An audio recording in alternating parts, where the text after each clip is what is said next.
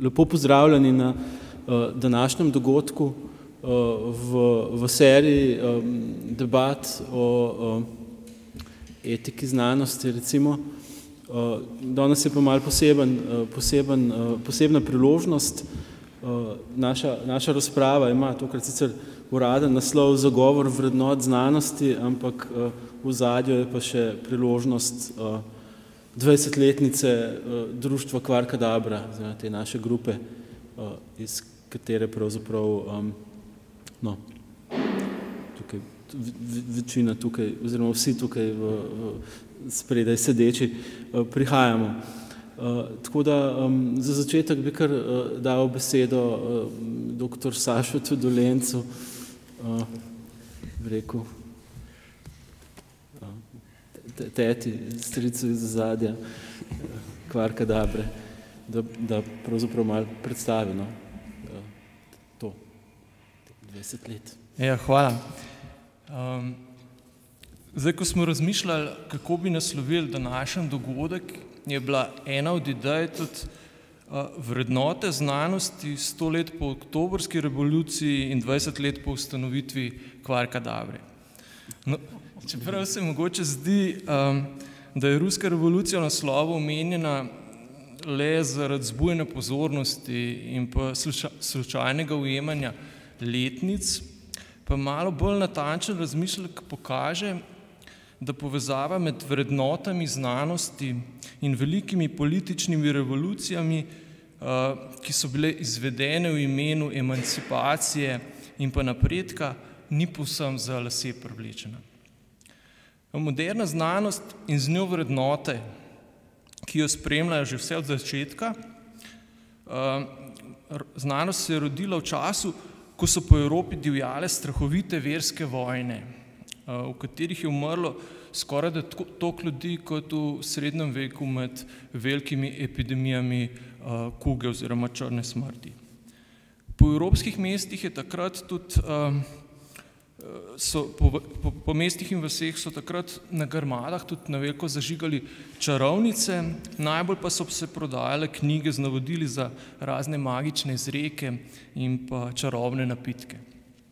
No, prav v tem zelo mračnem obdobju, ko se je zdelo, da je vraževerje povsem premagalo razum, konstruktivno sodelovanje med ljudmi različnih verovanj in pa prepričanj pa naj bi bilo povsem nemogoče, no v tem obdobju se je skupina učenjakov odločila, da bo znanje postavila na nove trdne temelje. In v razmeroma kratkem obdobju jim je uspelo vzpostaviti nov sistem za izmenjevanje in pa vrednotenje idej, iz katerega se je kasneje razvila moderna znanost. V zelo temačnem času se je tako vzpostavil sistem za učinkovito vrednotenje znanja, ki velja danes za eno izmed najpomembnejših iznajdb v vsej zgodovini človeštva.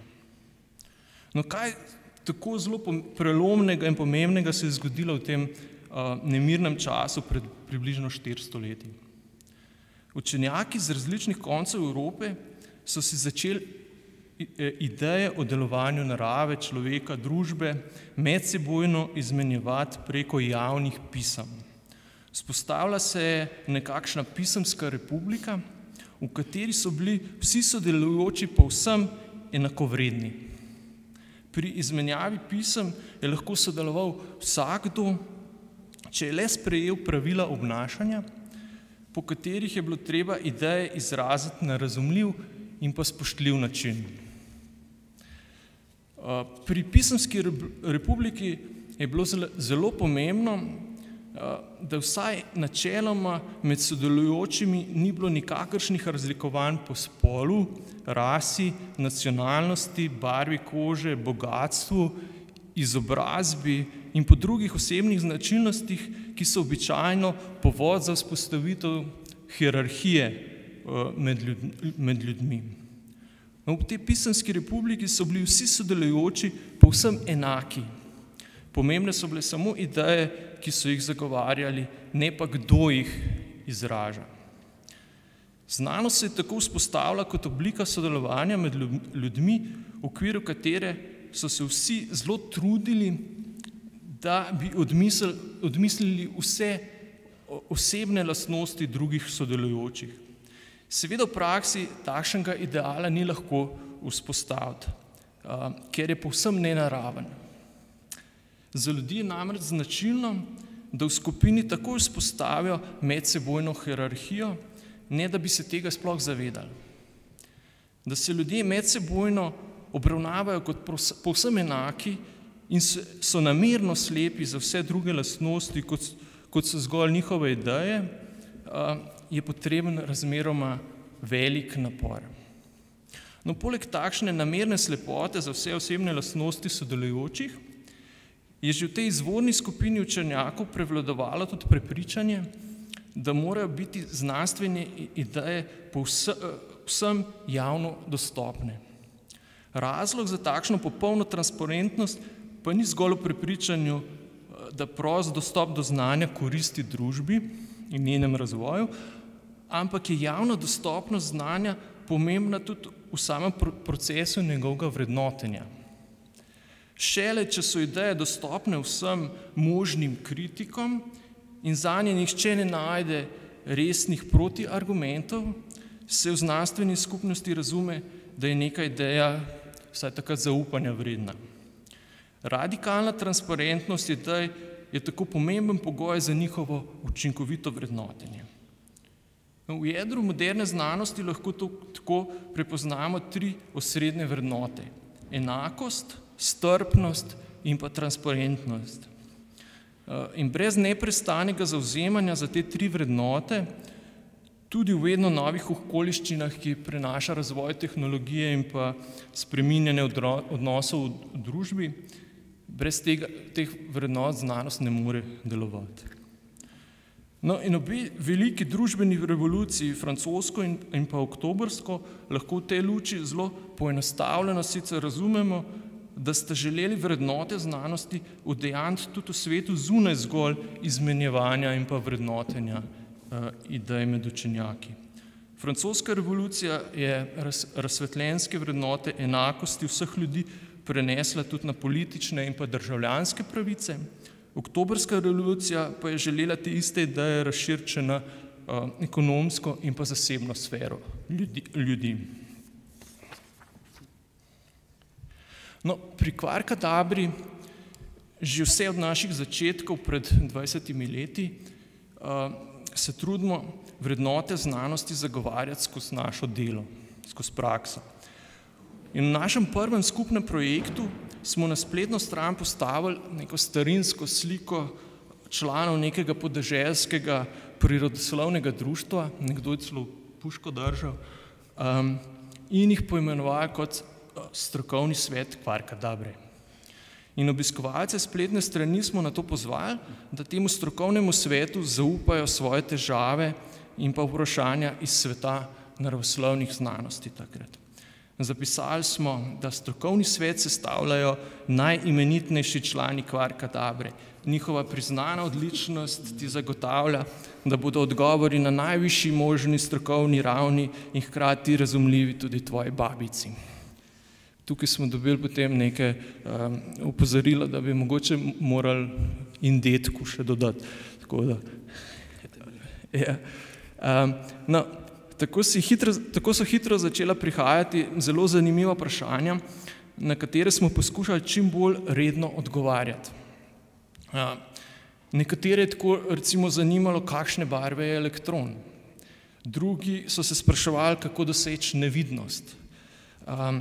Tretji so se ubadali s tem, zakaj atome rišemo kot kroglice, ne kot krompirje.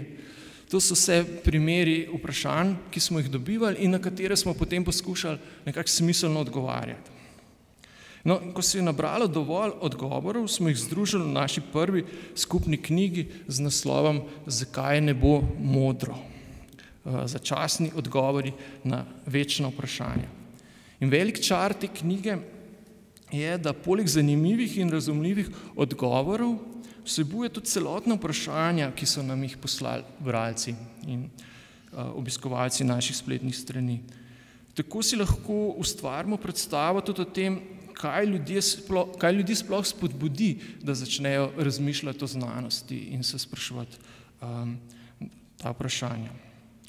No, vseh teh 20 let smo pisali za časopise, revije, radijske in televizijske oddaje, razna besedila o različnih vidikih znanosti in jih sproti objavljali tudi na spletni strani. In posebej smo ponosni, da so vse vsebine na naših spletnih straneh v prostem dostopu brez kakršnihkoli reklam.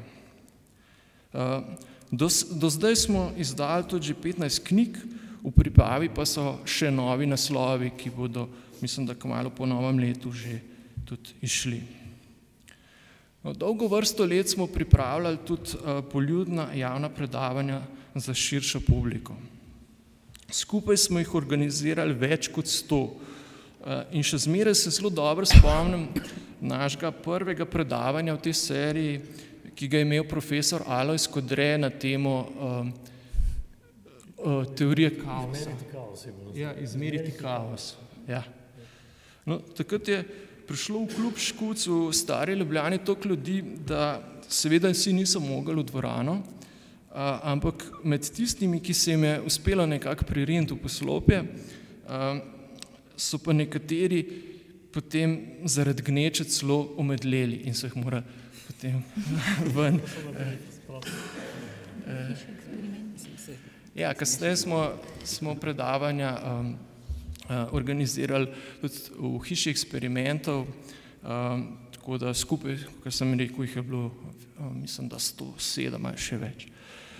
No, posebna vrednota, ki jo vse skozi gojimo pri Kvarkadabri, pa je prepričanje, da nekaj res razumeš šele, ko znaš to povedati tudi na način, da te lahko razume dobro, splošno izobražen bralec oziroma poslušalec. Nekateri pripisujejo iznajdbo teh tehnike za preverjanje razumevanja fiziku in nobelovcu Richardu Feynmanu, ki je s svojimi knjigami in zgodbami močno vplival tudi na nas, ko smo bili še dijaki in pa študenti. No, zadnja leta se v našem prostoru vse bolj uveljavlja dojemanje tega, čemur smo včasih rekli poljudna znanost, zdaj pa tudi komuniciranje znanosti in pa popularizacija znanosti kot neke vrste podzvrst veščine, ki se ji reče odnosi z javnostmi. No, pri Kvarkadabri se teh oznak močno otepamo. Če že kaj, smo zagovorniki in promotorji vrednot znanosti, ne pa konkretnih imen, inštitucij ali pa znanstvenih področij.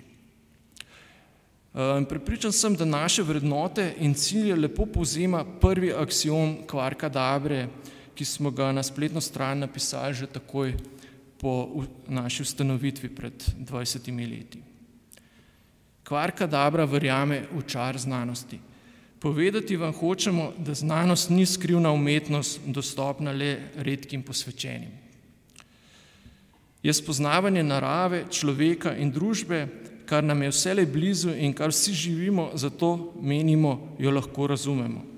Smo tolmači znanosti za tiste, ki njenega jezika morda ne govorijo tekoče, a želijo, hočejo razumeti njegov smisel. Na naših spletnih straneh ne podučujemo, temveč pripovedujemo zgodbo o nastanku znanosti, o ljudeh, ki so jo ustvarjali, o naravnih pojavih in o zakonitostih, po katerih se ti godijo. Hvala. Hvala, Sašo.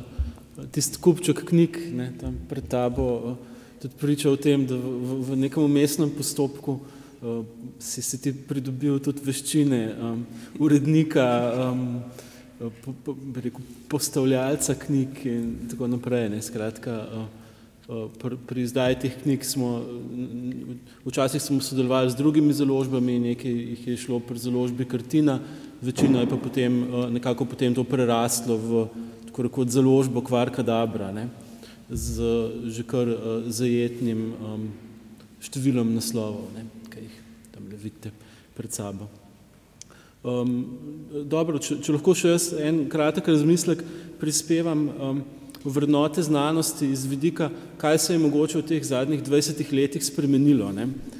kaj je drugače, pa saj kaj je ne vem, mogoče naši percepciji drugače. Ne?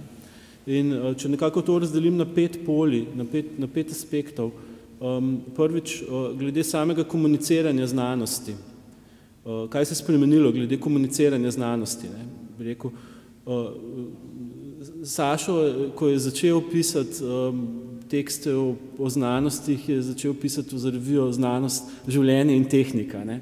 Pravi, ne tako daleč nazaj je bila Življenje in tehnika, revija, paradigma promocije znanosti in informacij o znanosti, tudi v Sloveniji. Ne?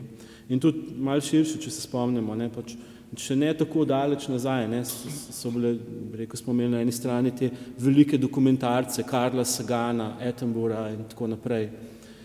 Kaj je danes? Ne? Danes živimo v čisto nekem drugem okolju, ne? Kar se tiče komuniciranja znanosti. Ne? Živimo, ne? Nastopila je ta tako imenovana geek kultura, ne? Pač, Kvarkadabra je bila prej, ne? Pred IFLS, ne? Da ne izgovorim celega njenega imena, ta slavni znanstveni blog na internetu. In te pojavi danes na nek način so vse prisotni. Ne? Pač, namesto Sagana in Attenborough še vedno imamo danes poplavo raznih Discovery kanalov. Pop znanost sama je nek ogromen trend. Ne? To vprašanje, kako dosežke naših znanstvenikov predstaviti širši javnosti, ne? To je nekaj, kar je v globalnem okvirju zelo, bi rekel, vprašanje, ki se zdi iz nekega drugega časa. Ne? Tako da iz vidika vrednot, ki jih to spreminja, ne? Tisto, s čemer se danes na nek način soočamo, je kako v tej medijski intenzivnosti predstavljanja znanosti najti prave poudarke, ne? Se na nek način izogniti te banalizaciji, ki je predstavljanje znanosti, ki je tudi vse skozi prisotna. Kako se izogniti te težnji za senzacijam, temu pritisku, stalno biti zadbavan, privlačen, cool, ne? In tako naprej. Ne? Skratka, kako najti neko ravnotežje v tej komunikaciji. Ne? To je nekaj, kar se je spremenilo, bi rekel, v zadnjih 20 letih, ne? O čemer pač tudi razmišljamo.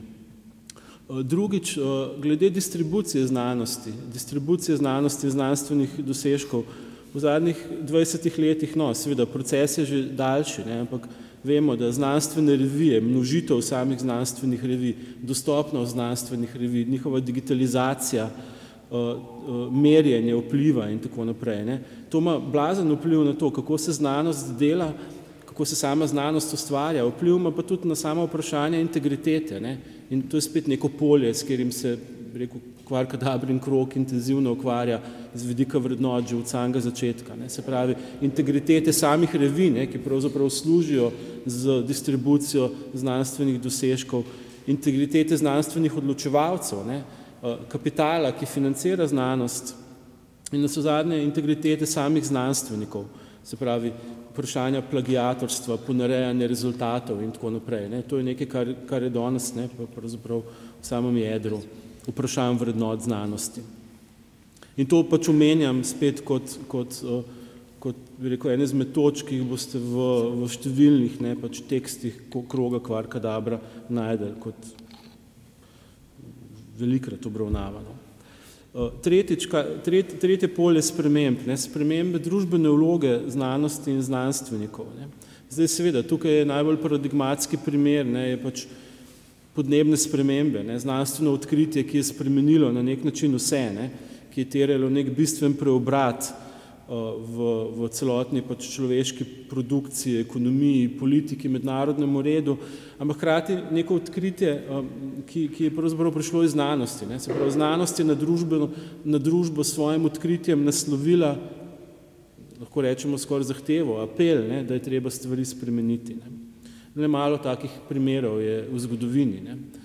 Eden, ki se je meni tako pač v premisleku dostikrat pojavljal, tisto slavno Einsteinovo pismo ob začetku druge svetovne vojne, ne, ko je pač pozval ameriške oblasti, naj razvijajo atomsko bombo. Ne. In to, bi rekel, to je seveda terjal nek velik ekonomski napor in politični napor, ampak še zdaleč ne primerljiv s tem, širok krog poslušalcev, pravice živali. In v tem smislu ne, pač je ta odgovornost znanstvenikov v novih okoliščinah pravzaprav prišla na cel nek nov level. Ne. Lahko rečemo, ne, da pač govorimo o novi podobi odgovornosti znanstvenikov, o aktivizmu znanstvenikov tudi. Govorimo pa tudi o novih pojavih, kot so pač politični napadi, ideološki napadi na znanost in znanstvenike, kakršnih pravzaprav nikoli v zgodovini, saj v tej, bi rekel, sodobni zgodovini praktično nismo poznali. Zanikanja znanosti in tako naprej. Ne. In seveda tukaj ne gre samo za področje podnebnih sprememb. Ne. Ta družbena vloga znanosti in znanstvenikov se tudi kaže na številnih drugih področjih te hitre sodobnega spreminjanja sveta, recimo na področjih gensko spremenjenih organizmov, teh tehnologij, ne, kjer znanost vstopa z nekimi novimi vlogami. Oboje, ne, in podnebne spremembe kot debate o gensko spremenjenih organizmih smo zelo obširno tudi obravnavali na Kvarkadabri. Četrto polje sprememb, rekel, imenoval bi ga triumf kvazi znanosti. V zadnjih 20 letih se je na nek način zgodil triumf kvazi znanosti in tukaj se je zgodilo to, da je znanost oziroma znanstveni jezik je na nek način postala žrtev svojega lastnega uspeha. Ne. Tako da so številne govorice kvazi začele prevzemati formo jezika znanosti, ker je pač ta jim daje neko obliko, neko avtoriteto, nek videz, ne, resničnosti. Ta kvazi znanost nastopa na vseh nivojih, od najbolj naivnega, ne, recimo raznih teorij zarot, takih in drugačnih, do religioznega, ne, kjer se teorije o nastanku sveta, religiozne verske teorije o nastanku sveta zapakirajo v kvazi znanstveno obliko, recimo intelligent designa in tako naprej. Ne. Do nekega pol ali pa celo 3/4 institucionalnega kvazi znanstvene forme, ko se pač kvazi znanost formira celo svoje revije, impact faktorje, ko imamo pač objave, doktorate, konference in tako naprej. Ne. In medijski in kvazi znanost na številnih nivojih na nek način prodre v medijski prostor, od debat, od cepljenju in vsem tem, kar poznamo. Ne. In bi rekel, ta pojav kvazi znanosti je bil fokus, ne, Kvarkadabrinega kroga od samega začetka. Ne. Imeli ste zelo, bi rekel, predane člane Kvarkadabre, nekateri so še tukaj, nekateri so že razkropili, ki so z neko veliko zavzetostjo, bi rekel, se spopadali s temi fenomeni, udrihali, jih razkrinkali in tako naprej. Ne. In ne moremo reči, da je ta boj dobljen. Ne. Tako v tem smislu verjetno nikoli ne bo. In zadnja točka, peta točka, glede spremembe v zadnjih 20 letih, rekel bolj nasplošno, ne, etika znanosti je neko polje, ki pridobiva vedno večji pomen. Ne. Zdaj, od tistega, ne, pač, rekel, osnovnega razsvetljenskega imperativa znanosti, ne, vrednota znanosti, iskati resnico in pomagati napredku človeštva. Ne. Od tod naprej so stvari postale vedno bolj kompleksne, vedno bolj prepletene. In rekel bi, da jih mogoče povzema neka trditev, da znanost pravzaprav spreminja, znanost in tehnologija, ne, spreminjata sam moralni okvir, znotraj katerega moralno vrednotimo znanost. Ne. To je nek, bi rekel, vzajemen mehanizem. Znanost spreminja moralni okvir, skozi katerega sploh znanost vrednotimo. Ne. In to danes pravzaprav vidimo na številnih področjih novih znanosti ali pa tega pika znanstvenih odkritij, od bioznanosti do informacijskih znanosti, umetne inteligence, ne, kjer dejansko vidimo, da ja, znanost zelo radikalno in zelo hitro pravzaprav spreminja naš svet, spreminja nas same. In iz tega vidika, ne, postane vprašanje vrednot etike znanosti morda nekaj, kar postaja veliko bolj imanentno vprašanje same znanosti. Ne več nekaj, kar pravzaprav gledamo samo kot nek okvir, ki ga znanosti od zunaj damo, ampak nekaj, kar pravzaprav postane vprašanje same znanstvene dejavnosti. No, in v tem smislu etika znanosti, vprašanja etike znanosti v tem bolj, bi rekel, zunanjem okviru integritete kot v notranjem okviru je recimo en predmet tudi teh zadnjih projektov, no, mogoče naših skupnih, katerih del je tudi ta serija debat. Zdaj, če gremo lahko naprej, to je bil moj kratek prispevek. Zdaj bi podal besedo dr. Juretu Drgancu, fiziku iz medicinske fakultete in, kako bi rekel, našemu na začetku, ne, bi rekel, PR agentu Kvarkadabre, vse tiste najboljša gesla Kvarkadabre, ki jih poznate, ki so se prijela, je praktično Julije njihov avtor. Hvala, Ko me je Saša povabil, sem me prosil, naj podam mogoče malo bolj oseben pogled na Kvarkadabro pa razvoj v zadnjih 20 letih. In ne bom tajil, da prva stvar, na katero sem pomislil, me je šokirala, kako že 20 let, že toliko smo stari. Mogoče res nismo plešasti še, ampak res nismo pa več mladi. Ampak pa moram reči, da sem se spomnil na Rolling Stones in sem gotovo, da če je Kvarkadabra zdaj približno na taki situaciji, kot so bili Stonesi tam leta 1980, pol je pred Kvarkadabro vseeno še dolga, plodna prihodnost. In ta primerjava s Stonesi mogoče sploh ni toliko napačna, se si ti omenil, da so tam omedlevali na predavanjih Kvarkadabre pred 20 leti. Tako da, verjamem, da bo tole še naprej laufal. Ko sem pa prebiral tale naš aksiom, sem pa še dve misli nekako dobil o našem delovanju. Se pravi, te znane besede, Kvarkadabra verjame v čar znanosti, ali pa to, kako se je vse skupaj sploh začelo, ko smo bili študentje in nam je manjkala povezava med tistimi zapletenimi enačbami, ki smo se jih na faksu učili, pa vsakdanjim svetom okoli nas. Smo začutili potrebo, da to nekako tolmačimo v vsakdanjem jeziku. In sem ugotovil dvoje. Najprej, seveda, da sem jaz ta Kvarkadabrin pristop nevede sabo v službo nesel po fakulteti, na medicinsko fakulteto, kjer sem bil najprej asistent, zdaj pa že nekaj let učim fiziko bruce medicine. Bruci medicine so taki zelo super študenti, ki se ne zadovoljijo s tem, da če vprašajo neko fizikalno vprašanje, da jim vržeš nazaj eno enačbo, pa rečeš, vse v tiste enačbi je jasno, tako kot so na fakulteti za fiziko delali. Študentom medicine treba razložiti tako, da razumejo, brez formul, brez matematike, ki je pač nimajo časa študirati, saj bi jo lahko naštudirali, same nimajo časa naštudirati, tako da jim je treba v vsakdanjih besedah stvari razložiti in seveda takrat sem ugotovil to, kar je tudi Saša že omenil, da stvar razumeš šele pol, ko jo znaš nekomu preprosto razložiti in takrat sem ugotovil, da na faksu se nisem zelo veliko zares naučil, sem se potem moral vso fiziko skupaj študenti, takrat sem bil asistent, učiti znova, počas, tako da sem jim jaz probal razložiti, oni so pa pač kimali ali pa še naprej sprašvali, če niso razumeli. In zanimivo je to, da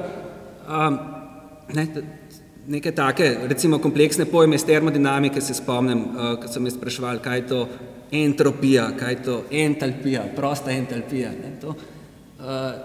To so zelo abstraktni pojmi, ampak ponavadi se jih s formulami opiše, jaz sem pa moral tam z besedami jih opisati. Ampak to mi je pomagalo, da sem te pojme pol zares razumel in pravzaprav še kar neverjetno, da v prvem članku, ko sem ga po doktoratu potem objavil in s katerim sem se nekako postavil na to znanstveno mednarodno sceno, sem pravzaprav uporabil tiste zadeve, ki so me jih študenti medicine naučili, medtem, ko sem jih hotel termodinamiko učiti, ker sem pač tam neko termodinamiko apliciral na lastnosti enih bioloških celic.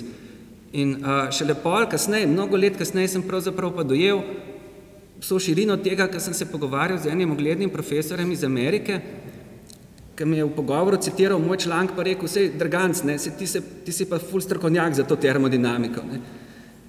In takrat sem pravzaprav dojel, da ne sam jaz, ki sem bil študent, ki sem prišel iz faksa, nisem imel pojma o termodinamiki, ampak da cela naša skupnost ali pa velik del skupnosti enih zadev v bistvu sploh ne razume.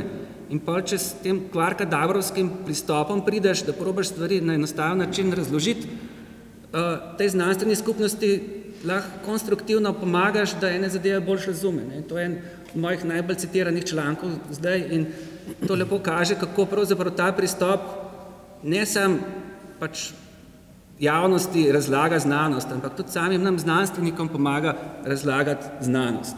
Da probaš ti na enostaven način zadeve si razjasniti.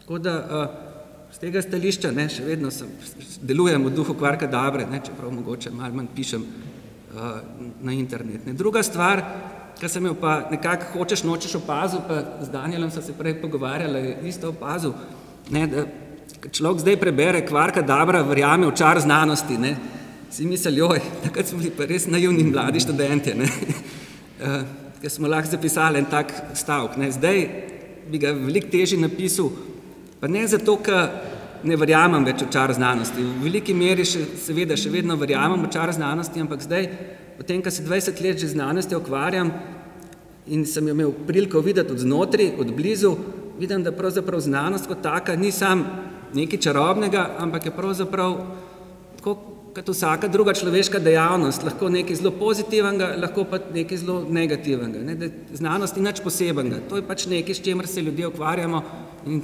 prinese sabo lahko tudi zelo veliko slabih stvari. In vsi poznamo recimo te zgodbe, kako znanstveniki, kako si izmišljujejo eksperimentalne podatke, da lahko članke objavljajo. Znanstveniki niso nič drugačni kot kjerkoli drugi ljudje na svetu in zato, ker pač znanstveniki delajo znanost, tudi znanost sama po sebi ne more biti avtomatično boljša kot karkoli drugega, ampak je glih tako dobra kot karkoli drugega. In ne vem, če hočete dokaz o tem, kako je znanost pravzaprav vse progresivna, kako je pred časom, ne vem, če veste, da je znanost prehitela Hollywood v zadnjem času. V Hollywoodu zdaj vsi poznamo te žalostne zgodbe, kako so tisti producenti zlorabljali mlade igralke na njihovi karierni poti gor, kako so bile mlade igralke pripravljene marsikaj narediti in zdaj vsi mediji o tem pišejo. Ampak znanost je bila prej, vsaj pol leta pred to afero v Hollywoodu je bila velika afera v Ameriki, ko se je nekaj podobnega ugotovili za enega profesorja na univerzi v Rochesteru. Nekaj so pisali časopisi o tem. On je bil neka vzhajajoča zvezda na cognitive science, na znanosti o možganih in je to svojo moč izrabljal zato, da je tam zelo zoprn nadlegoval študentke, učiteljce, ampak v okolju so to vsi vedeli, pa noben se ni upal tega na glas povedati, pa mu zoprstaviti. Čist identična zgodba, kot s temle nesrečnim Weinsteinom. In zanimivo je tudi to, da je univerza v Rochesteru to nekako najprej probala pomesti pod preprogo. In so ga celo promovirali, kljub temu, da so študentke že zelo konkretne obtožbe proti njemu dale rektorju, so ga kljub temu med tem postopkom še promovirali naprej, ne vem kaj, vrednega profesorja. In to tudi recimo mimogrede pove, da Univerza v Ljubljani je zelo, da gre v korak s časom. Univerza v Ljubljani tudi zna fajn pomesti pod preprogo, ni nič slabša, kar se tega tiče, kot Univerza v Rochesteru. Tako da moramo biti ponosni na našo univerzo in smo. In z tega stališča bi končal s tem, da se mi zdi zelo fajn to, kar vi trije z Uršo še zdaj naprej počnete, da nekako ne samo, da se ukvarjate s tem, da znanost probate predstaviti širši javnosti, ampak seveda, da se sprašujete o sami znanosti, da sami znanosti ogledalo nastavljate tukaj na teh večerih In se mi zdi to tudi seveda zelo v duhu tistega Kvarka Dabre, ki je bila pred 20 leti in to zelo se mi zdi fajn. No? Tako. Včasih je manj zanimanja za to samo refleksijo znanosti, same znanosti, kot za promocijo. Dobro, potem je pa tukaj še z nami doktor profesor Daniel Svenšek, eden, pravzaprav edini med nekaj Kvarka Dabre, moramo reči, iz te grupe fizikov nekako išla, ne samo, ampak neko jedrna skupina ste bili fiziki, neke pač malo razširjene generacije in Daniel, mislim, da je ostal na fiziki, je profesor fizike na fakulteti za matematiko in fiziko. Hkrati pa saj jaz ga imam v spominu, kot iz tistih herojskih časov Kvarka Dabre, kot nekoga, ki je stvari postavljal na pravo mesto, če lahko tako rečem, kadar so zašle mogoče malo iz pravega mesta. Ja, hvala za besedo. Najprej moram reči, da Jure je kar precej karikiral stvari. Če on termodinamike ne bi razumel, ne bi naredil študija. Tako da gotovo je razumel, ampak da razumevanje nikoli ni končno. To se zavedamo, učimo se ves čas. In tudi skozi nove zglede, nove aplikacije, odpiraš vprašanja, ki se ti nikoli do sedaj niso pojavila. Gotovo so bili odgovori že implicitno vsebovani, ampak vsak mora do njih priti in to mi počnemo, ko raziskujemo aktivno čisto vsak dan. Mogoče je to glavna stvar raziskovalca, nikoli nimaš tistega miru, ok, zdaj sem pa pogruntal, zdaj pa samo še štancam zadeve od danes do konca. Je stvar popolnoma predvidljiva, to ne obstaja. Tako da mislim, da to je tisto, kar dosti ljudi pač ovira pri tem, da bi lahko bili znanstveniki, hkrati pa tisto, kar znanstvenika žene naprej in motivira, ker v bistvu ne zna drugače živeti. Je en ta nemiren ki se težko umiri. In to je zdaj včasih plus, včasih minus, večkrat je plus. Bi se pa večkrat navezal še mogoče čisto na tole ta prvo knjigo, ki se mi zdi svojevrsten fenomen. Tudi pri tej knjigi mislim, da jaz še najbolj sodeloval, pol kasneje za vsako knjigo manj, tako adiabatno. Zakaj je ta knjiga meni zanimiva? Tudi s to časovno distanco mogoče, koliko je zdaj od tega izida, 15 let. To je v bistvu knjiga, ki je... Koliko je? 2000? 18. To je zanimivo, ta knjiga, ki je v bistvu cela vsebina te knjige, pa platforma je bil forum. Je bil forum, kjer so se dejansko zastavljala ta vprašanja javnosti, bralcev in so se odgovarjala na forumu. Se je pa kasneje nekako pokazalo, oziroma smo, ne vem, kako smo sploh dobili to idejo, da smo rekli, da je vredno to izdati kot knjigo. Zdaj, v tem procesu nastanka knjige se je stvar bistveno oplemenitila, tako da dobila je dodano vrednost in mislim, da je bil to en rekorder po prodanih izvodih, takrat tudi, skratka se je prodajalo kontra pričakovanjem zelo. Je bilo ponatis, vsaj en, ne vem.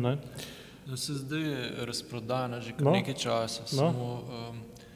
Jaz vem, da tudi, če se prav spomnim, tudi založnik ni verjel, smo rekli, veste kaj, jaz od vas, ki sedite tle za mizo, ne poznam nobenega, ki bi ga to zanimalo.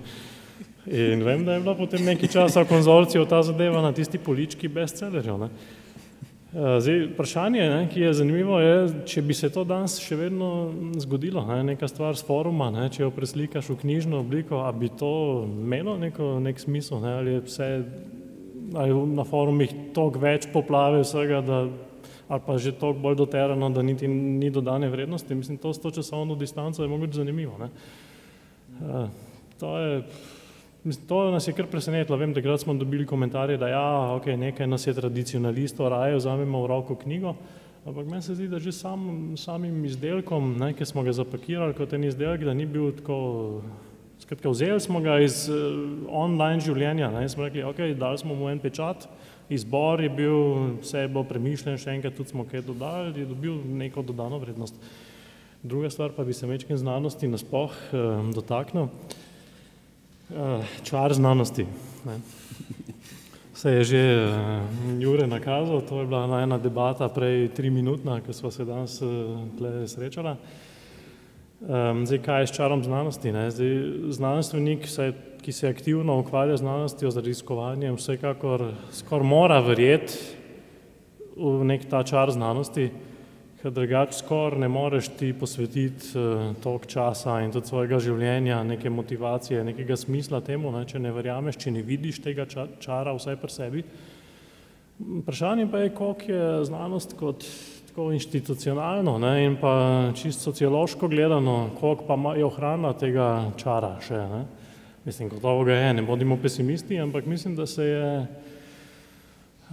mečken se je širina znanosti, skratka se je zmanjšala, znanost se je zelo fokusirala v neko pragmatičnost.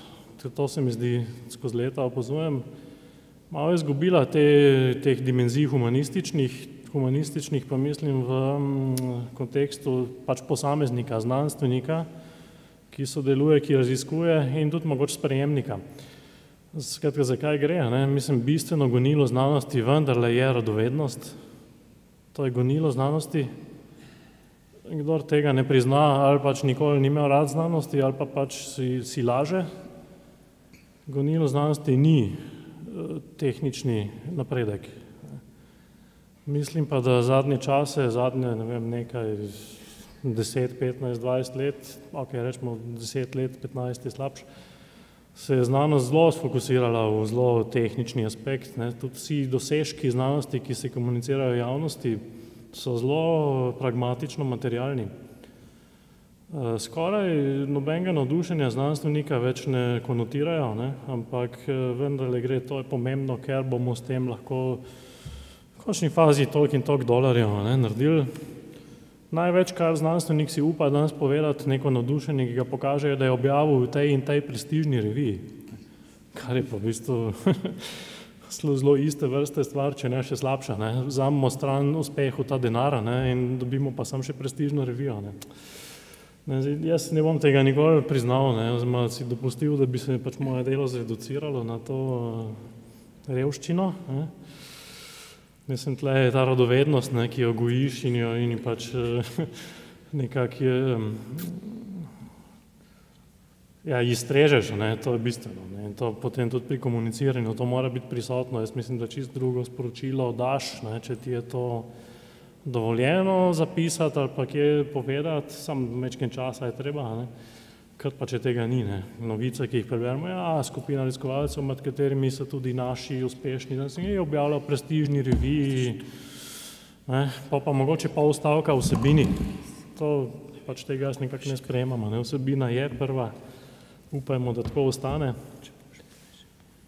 Če bi še kaj dodali, ne, mogoče, da se kakšna debata razvije, ampak to je to nakratko, kar sem jaz hotel povedati.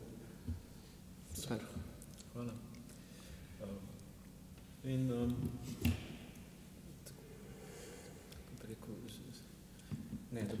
mogoče ta pogled moj, jaz sem zelo aktivno vpet v raziskovanje, ne, se Jure tudi, ne, tako da tudi kolegica.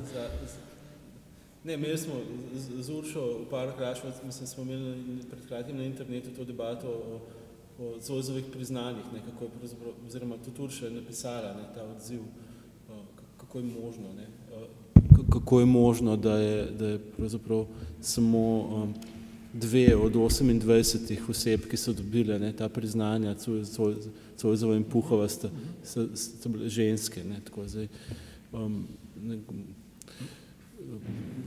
Ampak zdaj dam besedo Urši, ki je z nami pravzaprav v tem zdaj zadnjem obdobju, ne, in je, bi rekel, izredno dragocena v teh poljih etike v znanosti in njega družbenega vpliva in kako bi rekel, teh slepih polj, no, kot je to vprašanje žensko znanosti, ne, ki pa pravzaprav je ena izmed centralnih vprašanj, ne, same znanosti tudi. Hvala, Luka, za besedo. Nisem raven pripravljala nekega govora za danes, ampak tako, kot si začel že v prejšnjem delu, ne, nekako se vračamo nazaj korak, kar se tiče, bom rekla, možnosti, ki jih imamo ženske znanosti ali pa kakor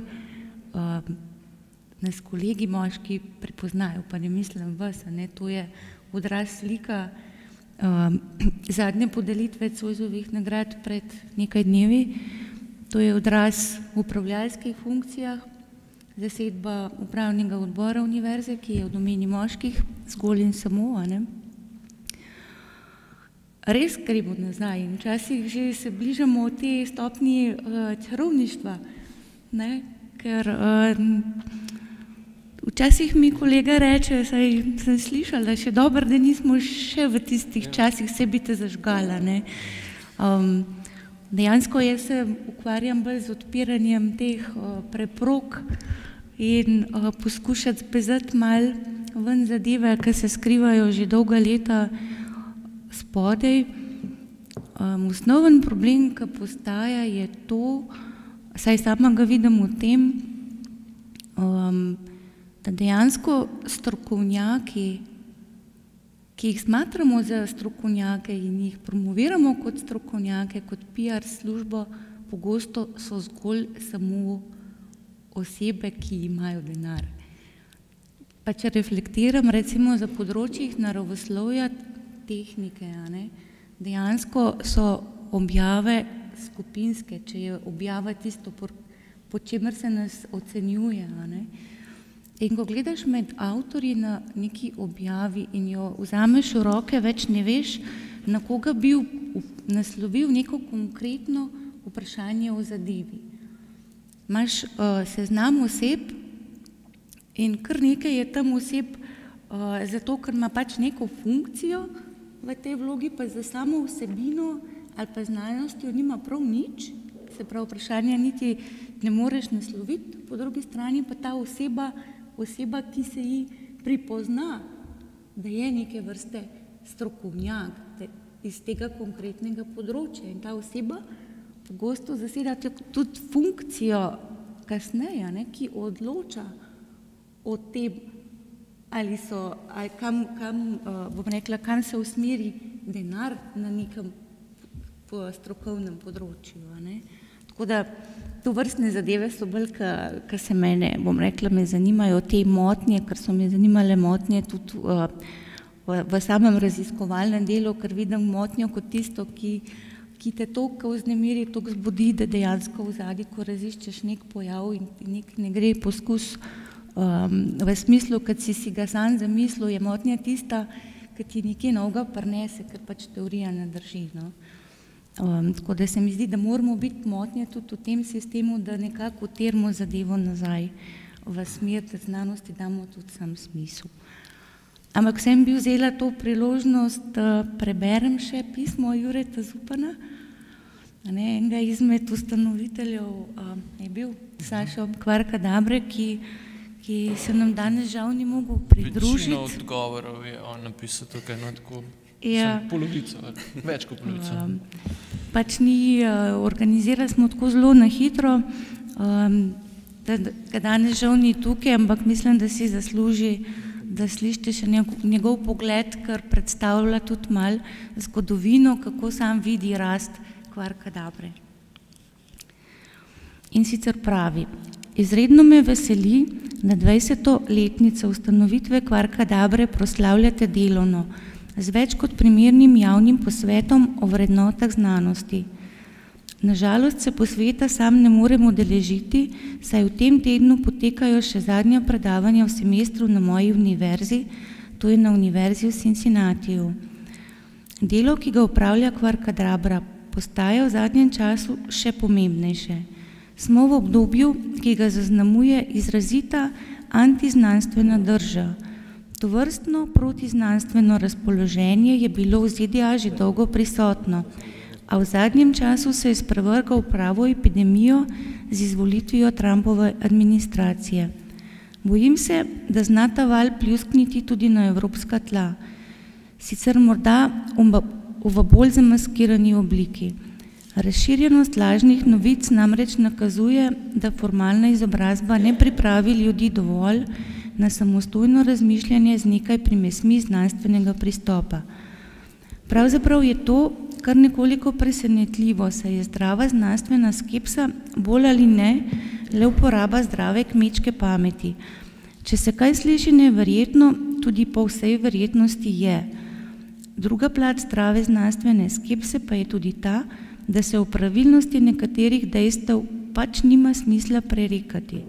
Tako na primer o obstoju Higgsovega bozona, o tem, da sonce ne izgine, ko zaide za obzorje, da cepljenje deluje, ali pa o tem, da se soočamo z antropogenim globalnim segrevanjem, pač nima več smisla izgubljati besed. A se ravno nasprotno zadnji dve temi kot zombija zopet in zopet pojavljata v medijih. Tu je poslanstvo Kvarkadabre jasno. Obračunati s šund znanostjo in delovati kot verodostojna referenca v slovenskem prostoru. Mislim, da je to tudi zelo dobro uspeva. Sama Kvarkadabra je v teh 2 desetletjih prehodila dolgo pot in se tudi do dobra preobrazila, verjetno kar v skladu s tem, kako smo dozoreli sami Kvarkadabrovci. Iz dodiplomskih študentov smo se najprej preobrazili v doktorante, nato v podoktorske sodelavce in nazadnje vse tja do rednih profesorjev, vodij inštitutov in ustavnih sodnikov. Medtem ko je Kvarkadabra v začetku služila predvsem le širjenju navdušenja nad znanostjo, pa je na odrasli Kvarkadabri tudi veliko več prostora namenjenega znanstveni politiki, vse od problemov, ki so precej univerzalni, recimo dostopnost znanosti manjšinam ali pa preprečevanje plagiatorstva in prevar, pa vse do problemov, ki so tipično slovenski, vezani na majhnost raziskovalnega in verjetno predvsem zaposlitvenega prostora. Medtem ko mojemu mlajšemu izvirniku te teme verjetno ne bi dišale, pa sedaj menim, da je to vrstno razširjeno poslanstvo Kvarkadabre pomembno in zapolnjuje tudi nišo v slovenskem prostoru, saj omogoča javno razpravo med znanstveniki. Naj zaključim z 2 vprašanjima o tem, kako bi lahko Kvarkadabro še izboljšali, čeprav nanjo sam nimam odgovorov. Prvo je, kako v delo Kvarkadabre vključiti mlajše generacije in pa, kako v delo Kvarkadabro bolj aktivno vključiti sodelavce iz tujine. Glede slednjega Kvarkadabra sicer na papirju izgleda precej zavidanja vredna, saj nas je kar 1/4 članov strokovnega sveta iz tujine. A kaj, ko smo v zadnjem času nekoliko izgubili zagon, kako nas zopet pripraviti k bolj aktivni drži? No, sam sem se zaobljubil, da v letu 2018 podvojim število objav na ducat ali več. Upajmo, da za seboj potegnem še ostale. Jaz mislim, da je to lep uvod, da se besedo preda še občinstvu, a ne Lukas, boš ti prevzel. Super, hvala, da si še Juretu Zupanu, ki so ga v nekem obdobju zamenjevali z drugim Juretom Zupanom. To je bilo stalno. Z ministrom. Spraševali, če je naš član tudi minister Zupan. Sem pred kratkim z njim tudi govoril, s tem, torej, ta drugim Zupanom in je pa isto povedal. To je bilo kar obojestransko. Super. No, še eno žrtvo imam med govorniki, med prvogovorniki in sicer prosil Janja, kot nekoga, ki sicer ni bil od samega začetka član Kvarkadabre, je pa zelo pomemben, bi rekel, iz druge strani, da pravzaprav povem mogoče nekaj besed o tem, kako so pravzaprav Kvarkadabro razumevali, kakšno vlogo je tudi imela mogoče v šolah, kjer on deluje. Ja, jaz bi se najprej vsem vam za vaš trud zahvalil, ker meni to zelo pomaga. Gre pa za to, mi smo približno z enim mojim prijateljem, sva glih nekako, ko ste vi ustanovili Kvarkadabro, smo mi ravno začela tabore za mladino, tako zvane filozofske matematični tabori so bili. In tam so vaše strani izjemno bile veliko pomoč in glih takrat ste začeli, tako da je bilo tako dobro, ker smo imeli največji problem je terminologija. In vi ste že tam kar precej nakazali teh izrazov, ker drugače je to precej zapleteno razlagati, kaj naj bi to bilo, če pa imamo za sabo nek članek, ki to že definira, je pa seveda dosti lažji. Tako da takrat in zdaj pa sploh več ali manj mojim dijakom priporočam kot verodostojno stran. Namreč šolanje danes v gimnaziji, lahko rečem srednji šoli, je popolnoma drugačno, kot je bilo za našega časa, ki smo bili mi. Takrat je bil profesor več ali manj vir informacij. Takrat je bilo pač, ker ni bilo knjig, ni bilo to, je bil pač on vir informacij, verodostojnih. Danes pa moramo mi več ali manj v šolah opozarjati, kateri viri so verodostojni. To se pravi, moramo jih naučiti, kako ločiti lažni vir od tistega, ki je verodostojen, kateri ima podatke. Mislim, da je to danes največji problem, med to množico informacij najde tisto pravo. In tukaj se mi zdi, da ravno Kvarkadabra izjemno dobro upravlja to delo, predvsem je pa fajn, ker seveda nihče ne more vse vedeti oziroma ne more imeti pregleda. In je pametno, če nek strokovnjak, ki to ve, potem to pove enostavno.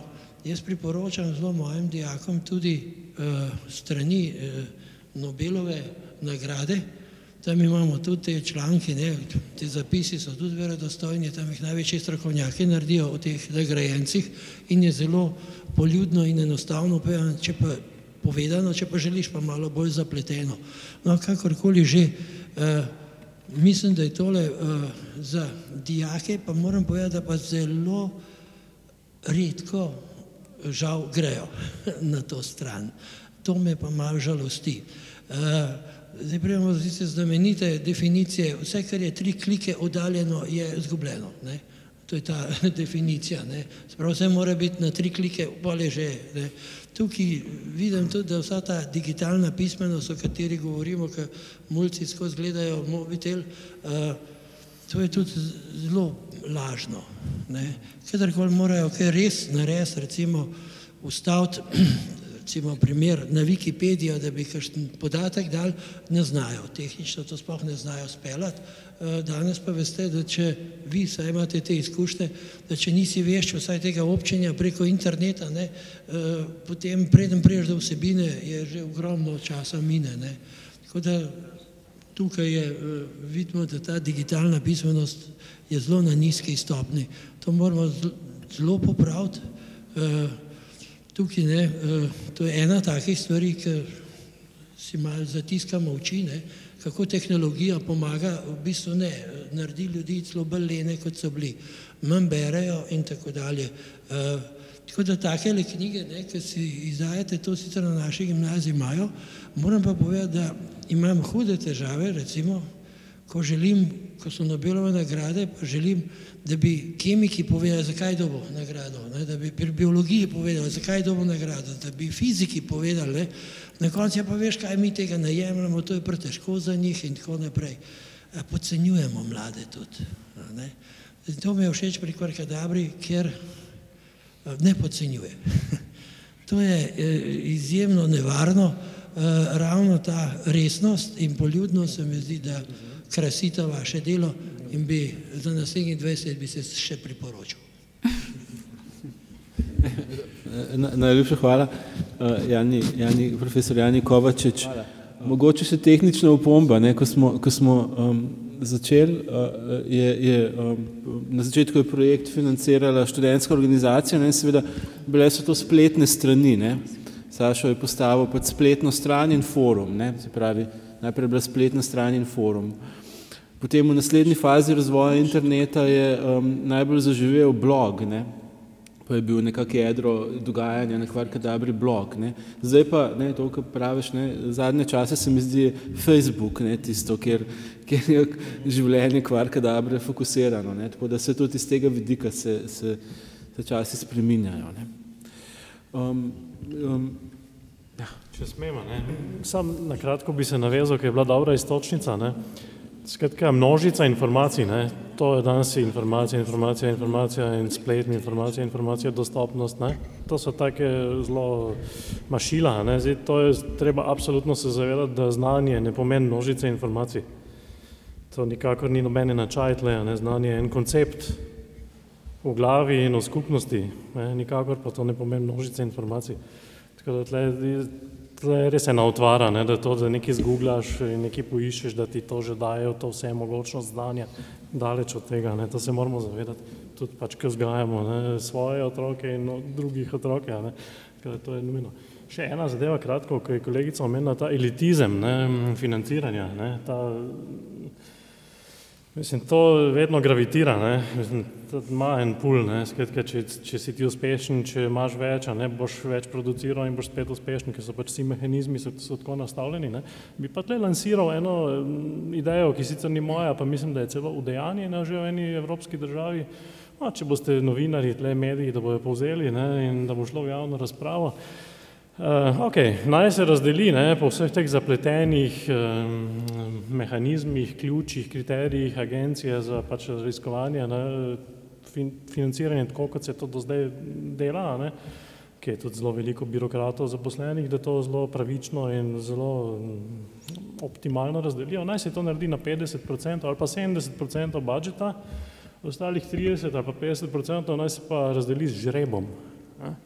Predstavljate si, da v Sloveniji lansiramo v javno razpravo, kaj je ta zjo, ampak to je popolnoma moj resen predlog. Ne.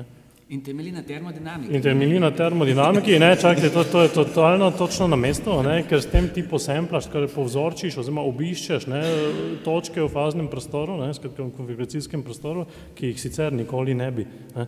In ne govorim pogojniku, nikoli jih ne, če skozi isti ljudje ali pa zelo ena taka streamline okolica dobiva financiranje. Ne. To je znanstveno utemeljeno bi vodilo k boljšemu, ne, rezultatu. Predvsem pa pomislite, ne, nekdo, ki ima, ne vem, 6%, pa še to ne, možnosti, da bo dobil, ne, se sploh ne prijavlja več na razpise. Ne. Koliko ljudi in takih ljudi, zdaj te raziskave ne poznam, je veliko. Ne. Ne, zdaj takšni bi se naenkrat začeli prijavljati in bi tudi dobili, ne. Tle so, ne vem, področja, ki jih denar nikoli ne bi obiskal. Ne. Gotovo pa to niso slabi, mogoče se ne izpostavljajo, tudi jaz osebno se mogoče manj izpostavljam, ker bi se moral, odvisno kaj te žene, ne? Če te žene uspeh ali te žene neka notranja, nek ingenium. Ja, jaz se strinjam s tem itak, ker je moja pogosta tema. Že tudi samo uvedba, bom rekla, produkt ali eno z sredstvi, s katerim si ga dosegal, ne, že če bi tako malo uravnotežen, bi spremenili situacijo, kot je. Ampak vsem bi se na tej točki zahvalila direktorju te inštitucije, in sicer profesor dr. Otu Lutru, ki nam je ponudil prostor in smo tu že, šestič, sedmič, pa bi mogoče vi spregovorili, kako pa iz vaše strani vidite našo vlogo oziroma kakšen pomen imajo naša ali pa kakšen odziv doživljajo naša srečanja tu. Hvala. Jaz bi se sicer tudi kasneje sam prijavil k besedi, če ne drugače z čestitkami, 20 let je dolga doba. Zdaj vidi, jaz sem se za to priložnost posebej opravil in tudi revolucija je bila omenjena, ne, takoj, ko smo zvedeli, da se kvarkadabrovci vlečejo na 100.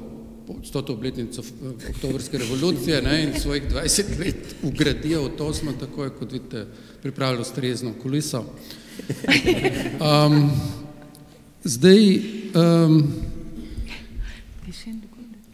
Zdi se mi pametneje gledati naprej kot nazaj. Ne. Skratka, jaz sem vesel, da ste se odločili, da boste del svojih dogodkov organizirali tukaj, zaradi tega, ker je tudi temu ta prostor namenjen. Ne. Ko smo mi razmišljali, kako priti do spodobnega prostora za večja srečanja, smo pač v tem nekoč notranjem dvorišču ne nujno originalno, ampak po nekih zgledih od drugje pač našli to rešitev in veseli smo, da se te stvari tukaj odvijajo. Jaz mislim, da bi jih moralo biti več in žalosten sem, ker nas je tukaj v občinstvu tako malo. Zdaj, ne vem, vi, naravoslovci, v glavnem ste fiziki, ne? Če sem prav razumel, morda stavite na nove medije, pa se vam zdi to javno srečevanje in javno soočenje mogoče zdaj nekoliko manj pomembno. Mi iz humanistike še vedno stavimo na živi stik, ne, in se nam zdi, da se nek proces odvija tudi v živo, ki ga nobena tehnika ne more. Lahko ga olajša, lahko ga omogoča, ampak ne more ga nadomestiti. Ne. Zdaj, je to naivno ali ne? Mislim, da ne. In seveda to je takoj povezano tudi z mojim vprašanjem, zakaj niste v to svoje uredništvo oziroma krog, ali pa iz tega, ne vem, se oproščam, vključili tudi humanistov. Ne, v glavnem, morda so kateri tudi bili dejavni, ampak kot rečeno, nisem bil seznanjen, ampak začetek je pa vendarle bil v tem naravoslovnem okolju, ne? Kar je na nek način razumljivo, ne, zaradi tega, ker se je morda v tistem okolju prej, ali pa zgleda, da se je v tistem okolju prej pojavil ta problem resnice. Ne, ampak v okolju družboslovja ali humanistike je to prisotno ves čas. Ne. Ves čas se ljudje na tem področjih srečujejo z ljudmi, ki operacionalizirajo to dejavnost do te mere, da v bistvu potem pozabijo na znanost in v bistvu samo reciklirajo ali pa pač copy-pastejo stvari. Torej, ta problem resnice je včasih v humanistiki in družboslovju še bolj pereč zaradi tega, ker naše orodje je jezik. Ne? Mi v bistvu, ko opovedujemo naša spoznanja, v bistvu dajemo smisel temu, kar želimo predstaviti. Tukaj je jezik vendarle nekoliko bolj aktiven dejavnik in zaradi tega smo bolj pač senzibilizirani za to, kaj se dela z jezikom. In zaradi tega so, ne naša generacija, pač pa že prej, na to opozarjali. Zdaj samo zadnji primer in s tem bi končal. Mi smo ob letošnjem prazniku spomina na holokaust bili deležni dveh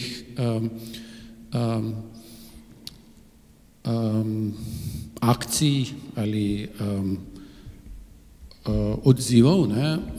Eden je bil bivši državni sekretar v vladi prejšnjega predsednika, ne, se pravi v Janševi vladi, ki je na isti dan, ko so nekateri pač prirejali dogodke v zvezi z holokaustom in antisemitizmom, objavil na eni od televizij, da je ravno obratno, ne, da so Nemci žrtve dezinformacij in preganja in tako naprej, in njegov šef, ne, Janez Janša, je potem 14 dni kasneje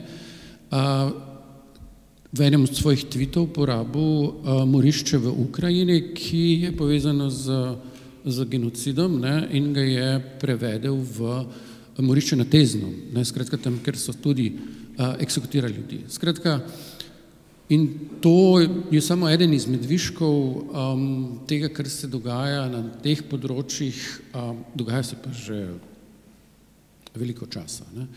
Tako da jaz bi bil tu nekoliko previdnejši pri teh postavljenih mejnikov. Ne. In če lahko končam še z revolucijo, ne, zdaj odvisno na koga od teh botrov ali očetov revoluciji, ne, vsaj od sredine 19. stoletja se referiramo ali na Marksa, ne, ki je pač rekel, da je treba svet spreminjati, ne samo razlagati, ali na Trockega, ki je rekel, da revolucija traja večno. Ne.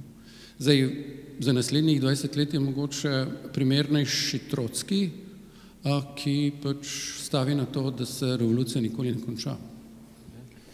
Verjetno Kvar Kadabra je nek, ko bi rekel, do neke mere generacijski pojav. Ne. To je pobuda vsaj, vsi, ki saj takrat na začetku so vsi približno iz iste generacije, gravitacija je bila res na fakulteti za matematiko in fiziko. Seveda se je potem pridružil precej ljudi iz različnih krogov, recimo, če tukaj z nami je tudi doktor Matej Aceto, ki je bil v nekom obdobju eden izmed glavnih piscev Kvarkadabre, in tako naprej.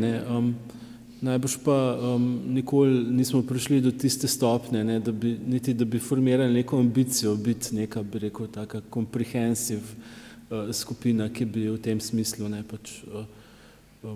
lahko reprezentirala civilno dimenzijo akademske javnosti, ali kako bi rekel. To tudi najbrž v neki bližnji bodočnosti v teh okoliščinah žal ni ambicija. Mogoče bo Sašo še temu kaj dodal. Jaz bi še pred tem stavil, da se je tudi mogoče tako, koncept je bil ta, baziralo je na nekem navdušenju, zelo osebnem navdušenju, in pa tudi, če se formiraš v neko zelo resno inštitucijo, tudi nimaš več toliko svobode, ki pa mislim, da smo si jo mi vedno vzeli in se mi zdi to ključno, da si lahko privoščiš nekaj napisati, kar si sicer ne bi.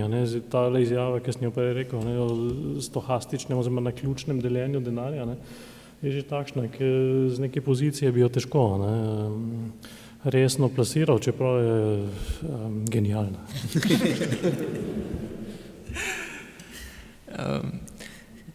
V bistvu začetki Kvarkadabre nekako sovpadajo s prihodom interneta v Sloveniji in to ni nepomembno, ker to nam je dalo nek nov medij, ki je pustil to svobodo, da smo res lahko objavljali tisto, kar smo želeli in na tak način, kot smo to želeli. Ker saj na začetku, pa tudi še kasneje vrata do medijev niso lahko dostopna. Recimo, knjige smo začeli sami izdajati, zato ker nam jih druge založbe niso hotele. Ker so bili tudi že primeri, ko sem bil zmenjen z uredniki na založbi, pa je potem direktor rekel, ne, v to pa ne gremo. Pa tudi velike založbe, recimo uredniki so bili nadušeni, pa so v marketinškem oddelku rekli, ne, to pa ne. Tako da internet je bil tukaj ves čas ključen.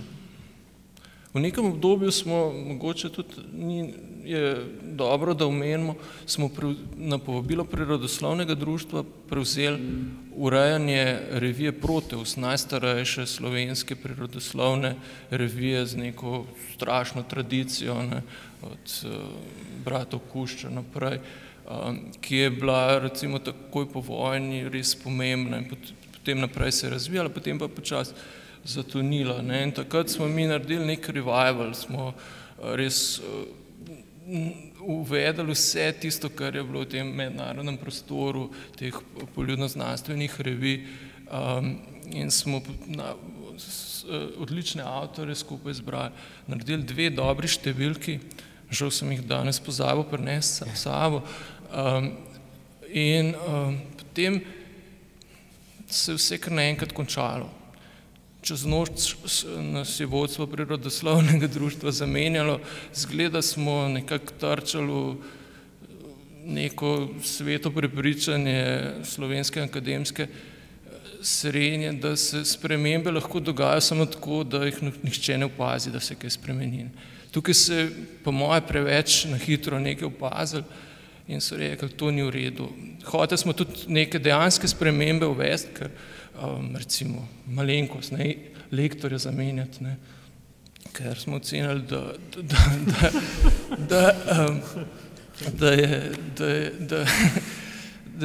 da ni tisto, kar je bilo, ni bilo v redu, in smo celo svoji kandidati, ki so bili cenejši, pripravili. Ne. Potem je lektor prevzel urejanje revije, ko so nas stavili in revija je šla samo še navzdol. To je sam primer, eden od mnogih, ki kaže na to, da internet je tukaj bil naš velik rešitelj in pa programi, da lahko sam doma narediš knjigo.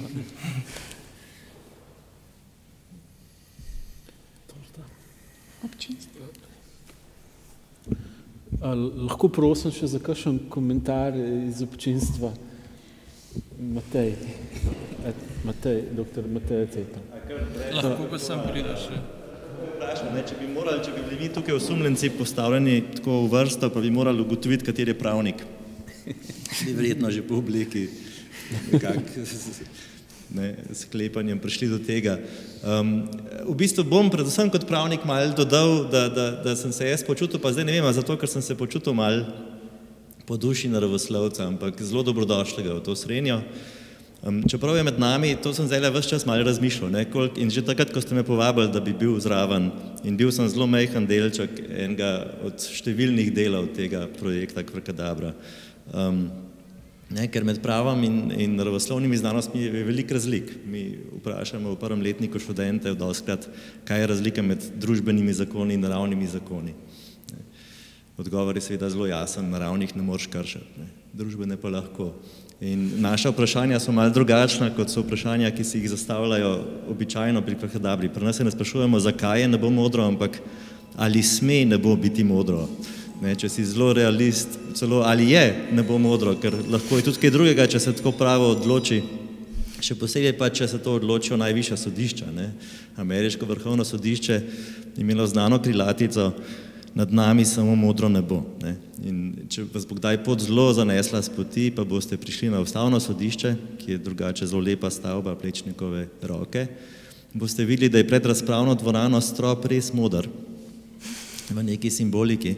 Nad tem stropom je potem drugo nadstropje, kjer so vsi svetovalci ustavnega sodišča, tako da sodniki ponovadi pravijo, nad nami je samo modro nebo, pa še vsi svetovalci, ki pač nam pomagajo pisati te naše odločbe. Ampak ravno tega si po svoje ne želimo, da bi lahko tudi v pravu, imamo vrsto razprav že sami med seboj, o tem, da vendarle odločitev ne sme biti samo odvisna od volje sodnika, od tega, kakšno je njegovo prepričanje, ali pa celo od tega, kar so realisti dostikrat rekli, kaj je jedel za zajtrk. Vem, da so pred nekaj leti naredili študijo, kako so izraelski sodniki odločali o prošnjah za pogojni odpust in so ugotovili po skoraj enoletnem sledenju več takih sodnikov, da je verjetnost ugodne rešitve take prošnje, imeli so jih pa vrsto, ki so jih potem čez dan rešvali, kadar so jih pač rešvali. In so ugotovili, da je verjetnost uspešne rešitve na začetku bila zelo visoka, potem pa strmo padala dol vse do časa za kosilo in potem spet zrasla in spet padala dol do časa za malico. Realisti so rekli, to vam že ves čas govorimo. Ampak ravno zato, ker si ne želimo, da bi bilo tako, se tudi v pravu pač pogovarjamo, tukaj morda pravo še najbliže, postane še najbliže tej neki klasični znanosti, ko se sprašuje o tem, kako odločati. Ali so pravila dovolj utesnjujoča sama po sebi, ali je treba poleg pravil upoštevati še neka višja vodila, usmeritve, namene, načela, ali so ta načela dovolj utesnjujoča, da silijo sodnika v eno pravo rešitev, odločitev, ali je ta odločitev samo pravna, ali je tudi moralna in če moralna, ali je to morala, ki je onkraj prava. In zato tukaj se navezujem za konec na tisto, kar je Sašo na začetku razlagal, ko je rekel, pri nas gre za vrednote. In vrednote v znanosti, tudi pri pravu se dostikrat sprašujemo o tem, kaj so njegove vrednote, ki naj bi nas vodile. In tista zgodba, ko si govoril o tem, kako presegati slabe plati družbe, in tudi znanost je pri tem seveda veliko pomagala. Me je spomnilo na to, kar je Martin Luther King govoril pred pol stoletja, ko so se v Ameriki spopadali, še vedno se, tudi s vprašanji rasizma, neenakosti ras. In je rekel nekako takole, pravo ne more spremeniti človekove narave, lahko pa spremeni njegove navade, če se dosledno izvaja. In s tem, ko spremeni njegove navade, lahko privede do sprememb njegovih pogledov in skozi ta proces morda tudi spremeni njegovo naravo. In na nek način tudi prava, po mojem, mora imeti to vrstno podobno poslanstvo, vrednote, resnica, ki jo moramo znati predstaviti na način, tisti aksiom, ki ste ga parkrat prebrali danes, bi lahko zapisali tudi to pravo. Ne, da je tak, ampak da mora biti verjetno tako, da ga lahko razume vsak, tudi naša babica ali dedek. Hvala lepa. Hvala, Matej.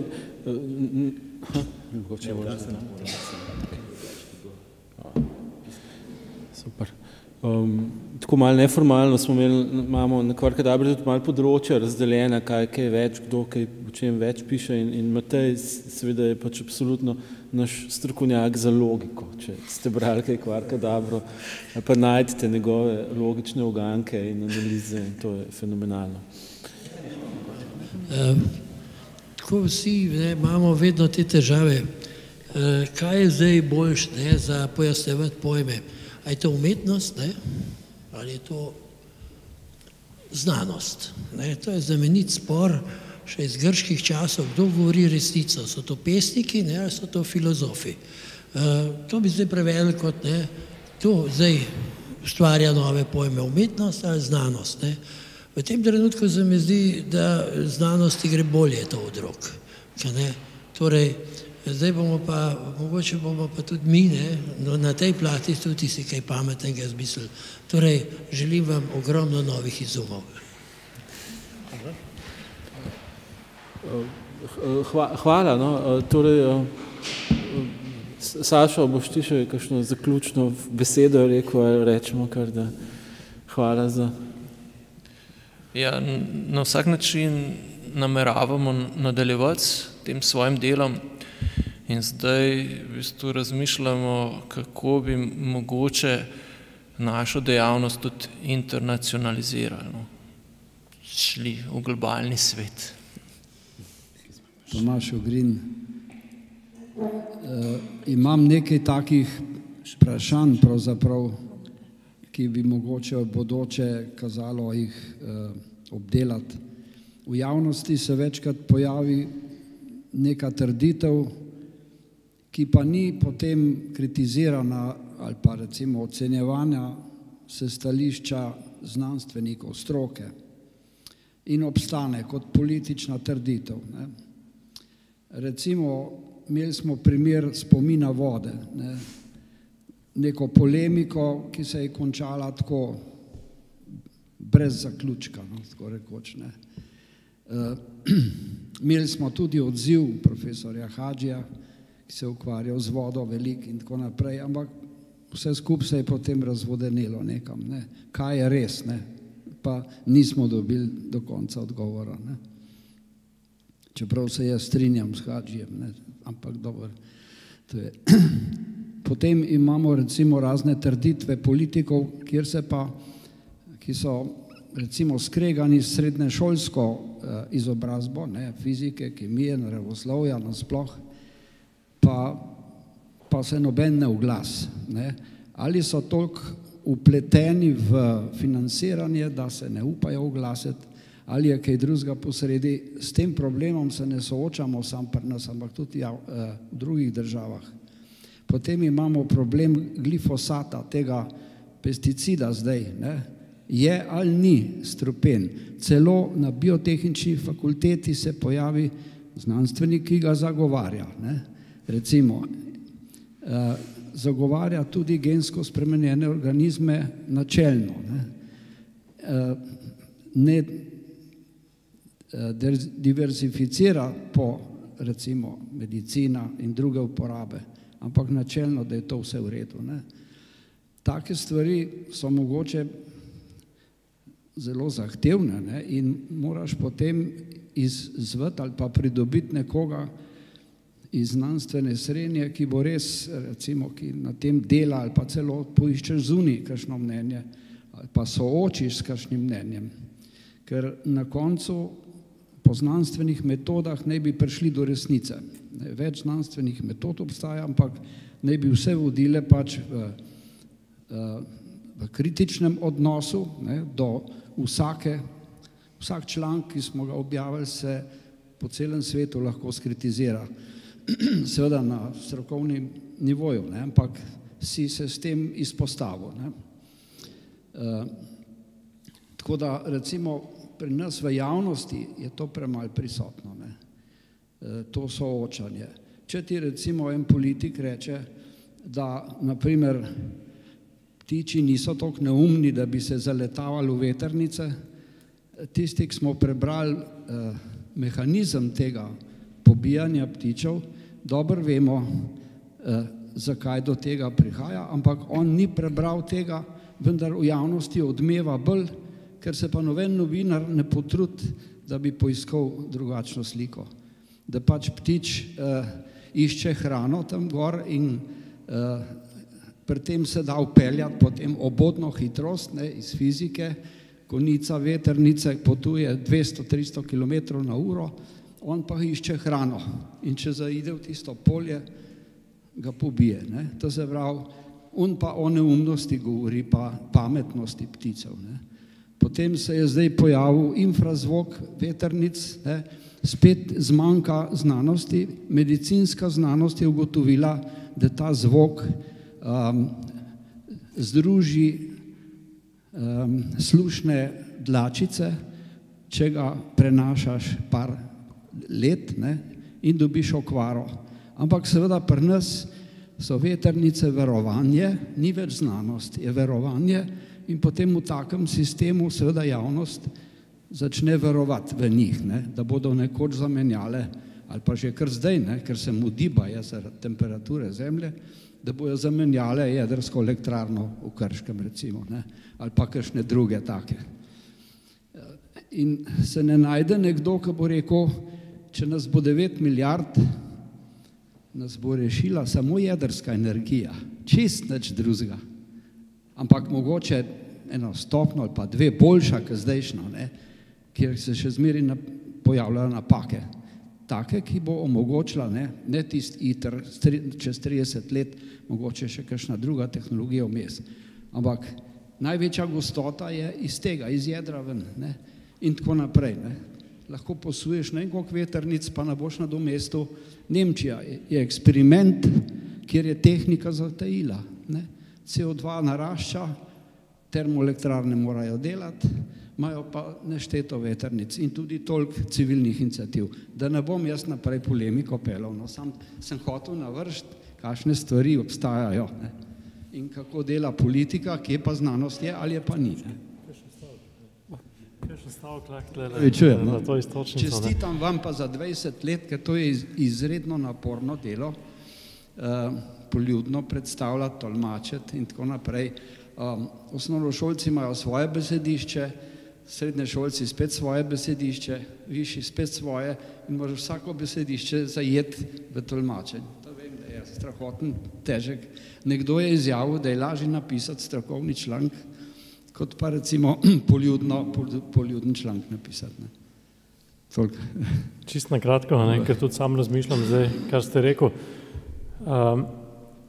Mogoče mečken tudi del, torej zakaj do tega prihaja, ker nekak javnost pričakuje neko vrhovno razsodbo, eno tako res dokončno pojasnilo in resnico. Znanost, mislim tudi noben znanstvenik, če je res tako rigorozen, se bo zelo težko po to podpisal in tudi nerad to izjavi, ker znanost vendarle je parcialna. In to znanstveniki vemo bolj kot laiki, da je znanost zelo parcialna.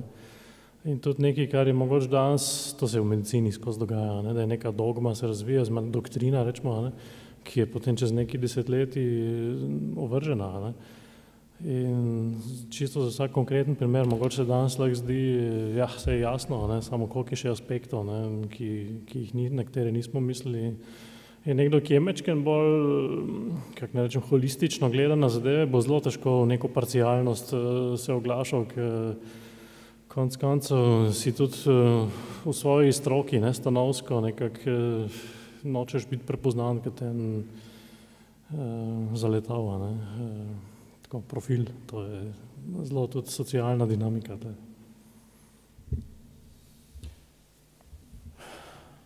čas za torto. Ja, lahko zdaj izvedemo kontrolirano cepitev atomskega jedra tukaj.